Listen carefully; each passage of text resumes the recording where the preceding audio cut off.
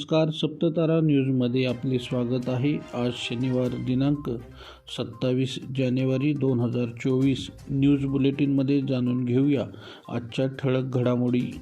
मराठा आरक्षण जाहीर होताच कोरेगाव शहरासह तालुक्यात जल्लोष, शिवतीर्थावर पेढे वाटप, जोरदार घोषणाबाजी.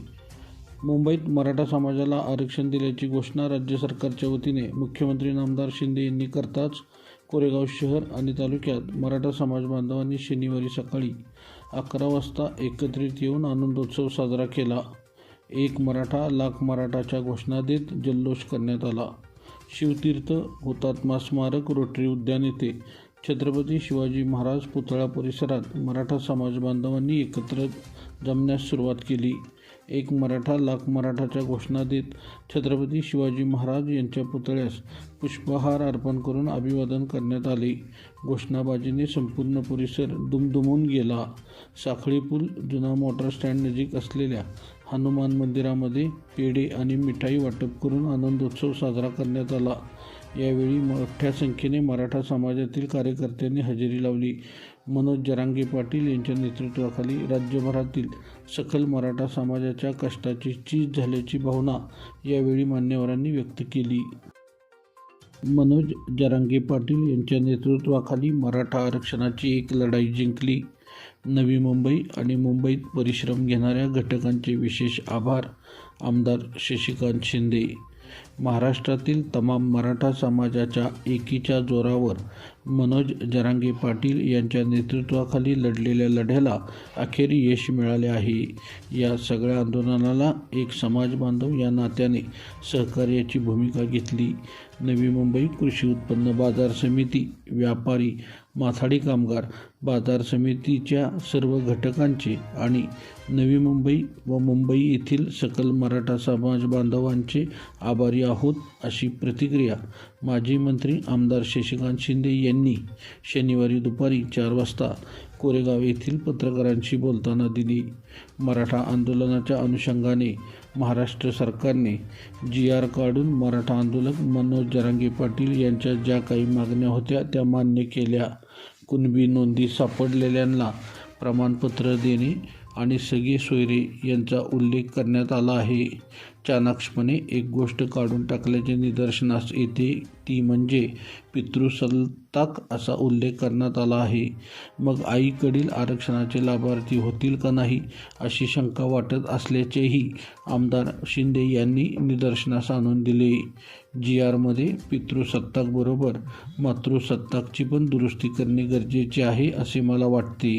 त्याचबरोबर अंतरावलीसह राज्यभरातील सर्व गुन्हे मागे घेणे, मराठवाड्यात आणि इतर राज्यातील नोंदी शोधण्यासाठी शिंदे समितीला मुदतवाढ देणे, शिक्षणामध्ये OBC प्रमाणे सवलत मिळणार आहे. हे सर्व करत असताना कोणत्याही आरक्षणाला धक्का न लागता सरसकट मराठा आरक्षण देण्याचा निर्णय अजूनही प्रलंबित आहे. त्यातला एक टप्पा झाला असे मला वाटते, असेही त्यांनी स्पष्ट केले. फेब्रुवारी महिन्यामध्ये विधिमंडळाच्या अर्थसंकल्पीय अधिवेशनामध्ये क्युरेटिव्ह पिटिशन दाखल करून घेण्याबाबत निर्णय घ्यावा. त्याचा फायदा सरसकट मराठा कुटुंबांना होऊ शकतो. त्याबाबतीत सर्वेक्षण संपूर्ण राज्यभरात करत असताना प्रत्येक जिल्ह्यात केले जावे. माथाडी कामगार, गिरणी कामगार आदी इतर ठिकाणी काम करणाऱ्या कामगारांचे सर्वेक्षण देखील होणे गरजेचे आहे. त्यांच्या सर्वेक्षणामध्ये त्याची नोंद होणे गरजेचे आहे. सर्वेक्षण मुदतवाढ मागितली असली तरी नक्की किती असावी याबाबत राज्य सरकारने निर्णय घ्यावा, अशी मागणी देखील आमदार शशिकांत शिंदे यांनी केली. कराड उत्तर विधानसभा मतदारसंघातील रस्ते मार्गाने दळणवळणाचे प्रश्न सोडविणार आमदार बाळासाहेब पाटील. नांदगाव येथे कनेर कालव्यावरील साकव पुलाचे भूमिपूजन. कराड उत्तर विधानसभा मतदारसंघामध्ये एकही गाव पाण्यापासून वंचित राहणार नाही. केवळ पिण्याचे पाणी नव्हे तर शेती पाण्याचा आणि रस्ते मार्गाने दळणवळणाचा प्रश्न प्राधान्यक्रमाने सोडविणार आहे, अशी ग्वाही माजी मंत्री आमदार बाळासाहेब पाटील यांनी दिली.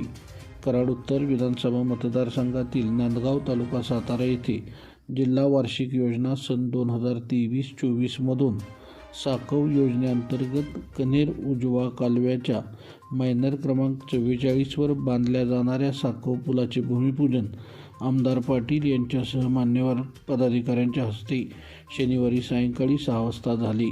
त्याप्रसंगी शेतकऱ्यांशी संवाद साधताना ते बोलत होते. कराड उत्तर विधानसभा मतदारसंघामध्ये देशमुख नगर हा परिसर आता बाजारपेठ म्हणून नव्याने विकसित होऊ लागला आहे. नवीन साकव पुलामुळे देशमुख नगरला जाण्यास जवळचा मार्ग तयार होत आहे. रामभाऊ जगदाळे यांच्यासारख्या जुन्या जाणत्या नेत्याने त्यासाठी सातत्याने पाठपुरावा केला. त्याचबरोबर परिसरातील पदाधिकारी व कार्यकर्ते देखील या साकव पुलासाठी आग्रही होते. त्यांची मागणी मान्य होऊन प्रत्यक्षात कामास सुरुवात होत आहे. त्याबद्दल मनात समाधान आहे, असेही आमदार पाटील यांनी निदर्शनास आणून दिले. यावेळी मान्यवरांनी मनोगत व्यक्त केले. कार्यक्रमानंतर आमदार पाटील यांनी सर्वसामान्य जनतेशी संवाद साधत त्यांच्या अडीअडचणी जाणून घेतल्या. अतिशय चांगल्या प्रकारचं काम केलंय. विकास कामाच्या ज्या संकल्पना आपल्या त्या पूर्ण करण्याचा आपण निश्चित प्रयत्न केलाय. मला संधी दिली त्या माध्यमातून चांगलं काम करू शकलो. मला आदरणीय पवार साहेबांनी राज्याच्या सहकार व पणन विभागाची आणि जिल्ह्याचे पालकमंत्री म्हणून जबाबदारी दिली. परंतु दुर्दैवानं कोरोना आला आणि कोरोना आल्यामुळे त्या काळामध्ये आपल्याशी जास्त मला त्या ठिकाणी भेटता आलं नाही. काही निर्बंध जरूर त्या ठिकाणी होते. कोरोना हळूहळू कमी झाल्यानंतर इतर कामं आपण मार्गी ही त्या ठिकाणी लावली. आज या ठिकाणी कार्य करत असताना आपण बघितलं असेल, फत्यापूरच्या शेजारी सुद्धा आपण एक चांगल्या प्रकारचा पूल बांधतोय. माझ्या लक्षामध्ये आलं की त्या अपघात होतात.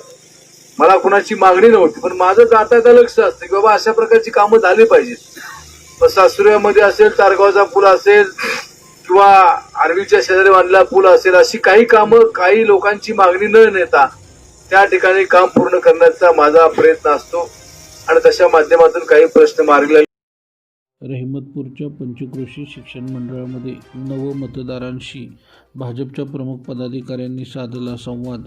मतदानाच्या हक्काबाबत केली जनजागृती.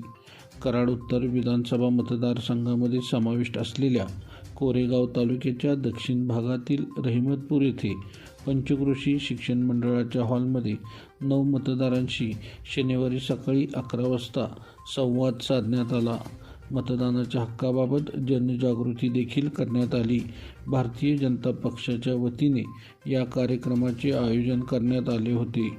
भाजप महिला आघाडीच्या प्रदेश उपाध्यक्षा चित्रलेखा माने कदम, भाजपचे कराड उत्तर विधानसभा मतदारसंघ निवडणूक प्रमुख मनोजदादा घोरपडे, रहिमतपूर मंडल अध्यक्ष भीमराव पाटील, रहिमतपूर नगरपालिकेतील माजी विरोधी पक्षनेते निलेश माने, विकास सोसायटीचे चेअरमन विक्रम माने, शेखर माने, जयवंत माने, पायल जाधव, नेताजी जाधव तसेच नवमतदार रणजित माने, तुषार चव्हाण, लिंबाजी सावंत, महाविद्यालयातील शिक्षक, शिक्षकेतर कर्मचारी व विद्यार्थी उपस्थित होते. पंतप्रधान नरेंद्र मोदी यांना युवाशक्तीला मोठी ताकद द्यायची आहे. युवाशक्तीने संघटित होऊन देशाच्या विकासाला हातभार लावावा अशी त्यांची भावना आहे. नवमतदार म्हणून युवाशक्तीने चांगले काम केल्यास भारत हा जागतिक महासत्ता म्हणून आपली वेगळी ओळख संपूर्ण जगात निर्माण करेल असा विश्वास मनोज घोरपडे यांनी व्यक्त केला. यावेळी मान्यवरांनी मनोगत व्यक्त केले.